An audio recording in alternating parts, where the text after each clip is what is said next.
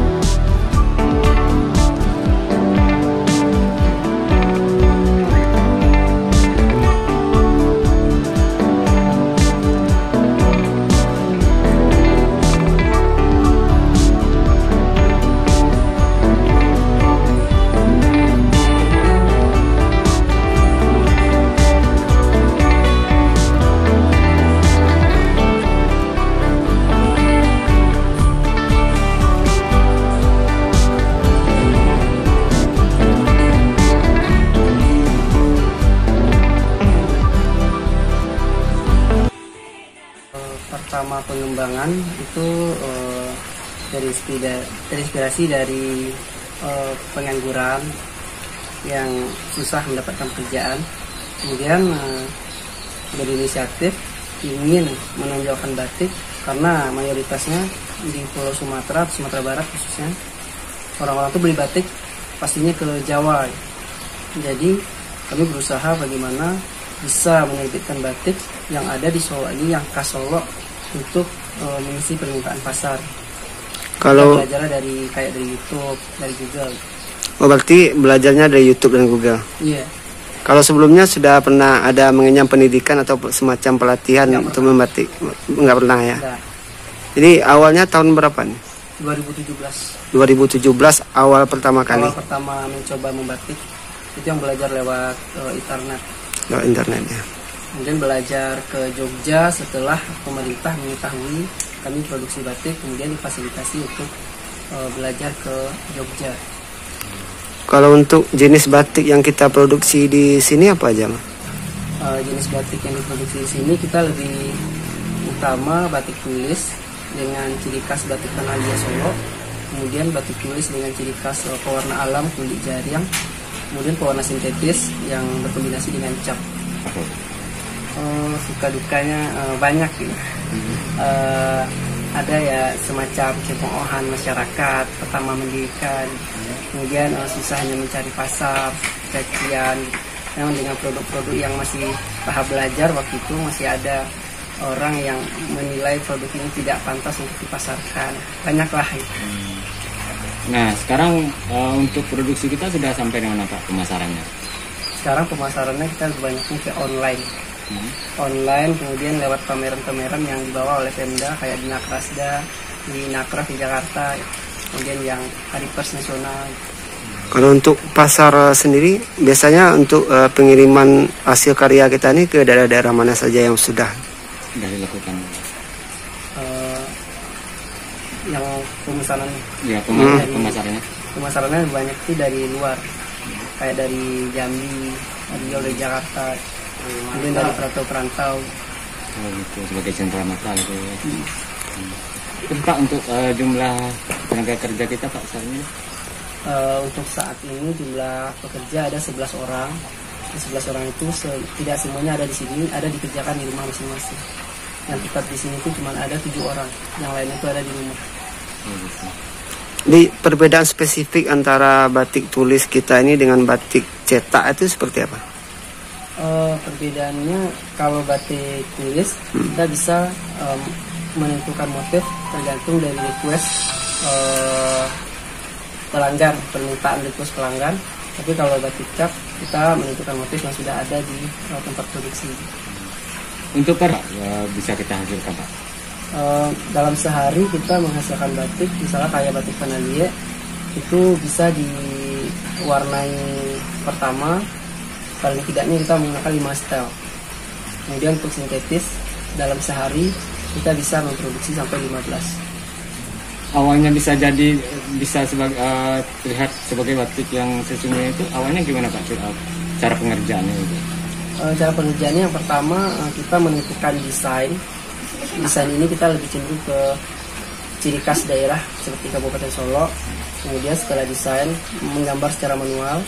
Habis itu kita mulai dengan proses mencanting. Setelah mencanting langsung pewarnaan colet ataupun pewarnaan celupan. Kalau untuk Tanalia, selesai kita pencoletan, kita penyingkir warna agar tidak luntur, baru direndam ke dalam tanah asli, Tanalia asli, yang sudah dicairkan seperti bubur.